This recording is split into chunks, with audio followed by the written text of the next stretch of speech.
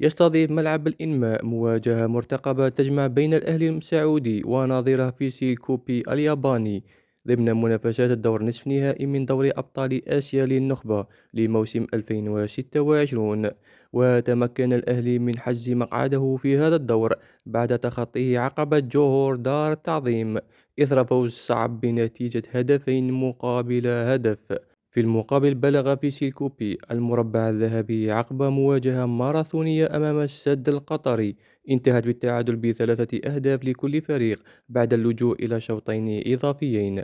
مباراة نيسي كوبي ونادي الأهلي تلعب يوم الاثنين 20 أبريل 2026 بداية من الساعة 5:15 بتوقيت الجزائر تونس والمغرب، وعلى 7:15 بتوقيت السعودية والعراق. وتنقل هذه المباراة على قنوات بين سبور القطرية وقناة الكأس 5.